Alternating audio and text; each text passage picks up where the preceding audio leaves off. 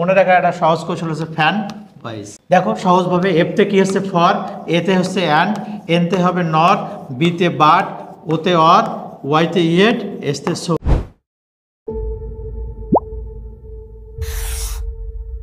আমাদের আজকের ক্লাসে তোমাদের স্বাগতম। আমাদের আজকের ক্লাসটি অনেক গুরুত্বপূর্ণ। আমাদের আজকের ক্লাস হচ্ছে গ্রামার 101 পার্ট 9। আমাদের আজকের যে টপিক সেটা হচ্ছে কোঅর্ডিনেট ক্লোজ। অনেকেই বলতে পারে স্যার কোঅর্ডিনেট ক্লোজ কেন? আমাদের ক্লোজ হচ্ছে কাকে বলে? ক্লোজটা হচ্ছে কি, যে শব্দ বা শব্দ সমষ্টি সাবজেক্ট এবং ফাইনাইট ভার্ব থাকা সত্ত্বেও তারা একটা পূর্ণাঙ্গ বাক্যের অংশ, তারা কিন্তু পূর্ণাঙ্গ বাক্য নয়, একটা বাক্যের অংশ, তাকে আমরা ক্লোজ বলি। অর্থাৎ ক্লোজ বলতে বোঝানো হয় বাক্যাংশ, বাক্যের অংশ। ক্লোজকে আমরা তিনটা ভাগে ভাগ করি। ক্লোজকে আমরা যদি ভাগ করি তাহলে একটা প্রিন্সিপাল ক্লোজ, একটা সাবঅর্ডিনেট ক্লোজ, আর একটা কি হচ্ছে কোঅর্ডিনেট ক্লোজ। এই কোঅর্ডিনেট ক্লোজ এবং আরও একটা বিষয় আছে, প্রিন্সিপাল ক্লোজ এবং কোঅর্ডিনেট ক্লোজের কোনো প্রকারভেদ নাই। সাবঅর্ডিনেট ক্লোজ তিন প্রকার, একটা নাউন ক্লোজ, একটা অ্যাডজেক্টিভ ক্লোজ, আর একটা কি হচ্ছে অ্যাডভার্বিয়াল ক্লোজ। তো আমরা কোঅর্ডিনেট ক্লোজকে কীভাবে চিনবো, এটার একটা সহজ একটা এখানে নিয়ম দেওয়া আছে। তবে নিয়মটা সবার শেষে দেওয়া আছে, শেষ পর্যন্ত আমরা ক্লাসটা দেখি।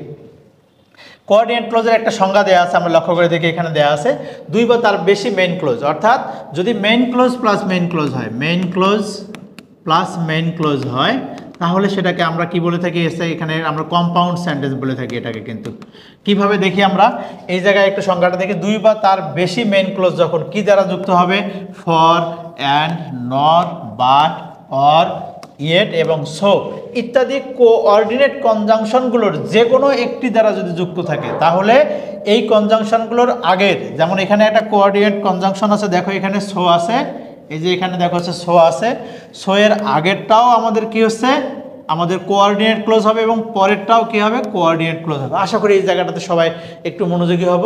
কোঅর্ডিনেট ক্লোজ কোথায়? অর্থাৎ আমাদেরকে এই কনজাংশনগুলো মনে রাখতে হবে। এখানে দেখি যে এখানে আমাদের এই কনজাংশনটা আছে। এখন অনেকে কিন্তু বলতে পারে স্যার সো তো স্যার সাবঅর্ডিনেট কনজাংশনও হয়ে থাকে। আসলে দেখো এখানে কিন্তু সাবঅর্ডিনেট কনজাংশন না, আমাদের প্রিন্সিপাল ক্লোজের একটা প্রথম বৈশিষ্ট্য যদি আমরা বলি এবং অন্যতম প্রধান বৈশিষ্ট্য যদি বলি, প্রিন্সিপাল ক্লোজটা নিজের অর্থ নিজেই প্রকাশ করতে পারে। আমি যদি বলি আই ওয়াজ ফিলিং হাংরি, শেষ, স্বাধীন অর্থ প্রকাশ করলো।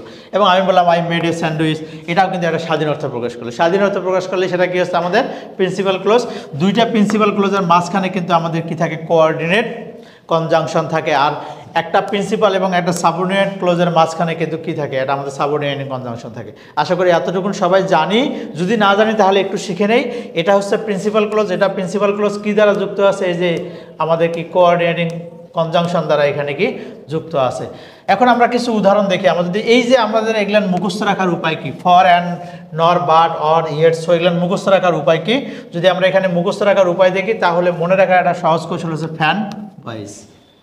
দেখো সহজভাবে এফতে কি হচ্ছে ফর, এতে হচ্ছে অ্যান্ড, এনতে হবে নর, বিতে বাট, ওতে অর, ওয়াইতে ইয়েট, এসতে সো। ফ্যান ভয়েস এটা তারা কিন্তু মনে রাখবে সবাই, একদম একটা সহজ একটা বিষয়। এফতে কি হচ্ছে ফর, এটা অঙ্ক যদি আমরা মনে রাখি, ফ্যান ভয়েস, এফতে ফর, এতে অ্যান্ড, এনতে নর, বিতে হচ্ছে বাট, ওতে অর, ওয়াইতে ইয়েট, এসতে সো।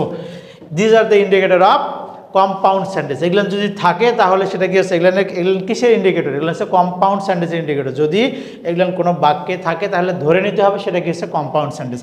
আমরা একটু উদাহরণ দেখি তাহলে সহজেই বুঝতে পারবো। যেমন আমাদের এখানে বাক্য দেওয়া আছে, I was tired for I had been working all day. আমরা দেখি এখানে কিন্তু যে ফর আছে, দেখো আমরা যদি বলি এখানে আই ওয়াজ টায়ার্ড, আর এটা একটা principal clause. I had been working all day, এটা হচ্ছে আমাদের একটা প্রিন্সিপাল ক্লোজ। দুইটা প্রিন্সিপাল ক্লোজ দেখো এখানে ফ্যান ভয়েস দ্বারা যুক্ত আছে। এফতে আমাদের FAN ফ্যান, এফতে আমাদের কি হচ্ছে আমাদের ফর। তারপরে দেখি আমরা she bought some apples and made a pie, অর্থাৎ পাই বলতে কি বোঝানো, অ্যাপল দ্বারা যে তৈরিকৃত কেকটা। তো আমাদের এখানে she bought some apples and, এই যে অ্যান্ড আছে। এখন এখানে দেখো অনেকের মনে প্রশ্ন থাকতে পারে এখানে কমাটা বসছে কেন, এখানে কেন কমা নাই? এখানেও কিন্তু কমা বসতো, এই জায়গাটাই আগে বুঝাই দিই।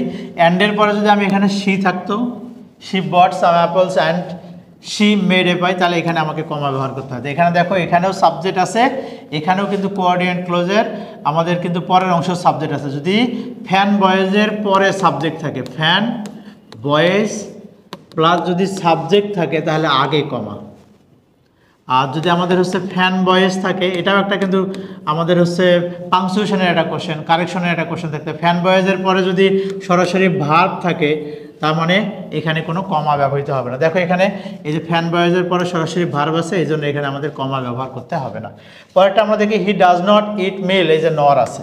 দ্যাট ইজ হোয়াই আমাদের এটা কম্পাউন্ড সেন্টেন্স। তাছাড়াও দেখি এখানে কেন কমা হচ্ছে, দেখো এখানে সাবজেক্ট আছে, এই জন্য এখানে কি হচ্ছে কমা হচ্ছে। আমরা পরে আরও কিছু উদাহরণ আছে, যদি আমরা দেখি দেওয়া আছে I wanted to go, but এই যে বাট, ফ্যান বয়েজের বিতে বাট আছে, তার মানে এখানে কি হচ্ছে আমাদের এটা দেখে আমরা কম্পাউন্ড সেন্টেন্স চিনতে পারলাম। এখানে ওয়ার আছে, এটা দেখে আমরা কি হচ্ছে কম্পাউন্ড সেন্টেন্স চিনতে পারলাম। আমাদের একদম সহজভাবে যদি বলি তাহলে কোঅর্ডিনেট ক্লোজ আমাদের চেনার একটা সহজ উপায় হচ্ছে দুইটাই আমাদের কি হচ্ছে প্রিন্সিপাল ক্লোজ হবে। কি দ্বারা যুক্ত থাকবে, সেখানে ফ্যান বয়েজ দ্বারা যুক্ত থাকবে। এফতে কি হচ্ছে ফর, এতে অ্যান্ড, এনতে নর, আর বিতে বাট, আর ওতে কি হচ্ছে অর, ওয়াইতে ইয়েট, আর এসতে কি হচ্ছে so. These are the indicators of compound sentence. এগুলো যদি থাকে, এই ইন্ডিকেটরগুলো থাকে, তাহলে সেটা হচ্ছে কম্পাউন্ড সেন্টেন্স হবে। আশা করি সবাই আজকে আমাদের কোঅর্ডিনেট ক্লোজ এবং কম্পাউন্ড সেন্টেন্সের আর একটা সহজ উপায় শিখতে পেরেছি।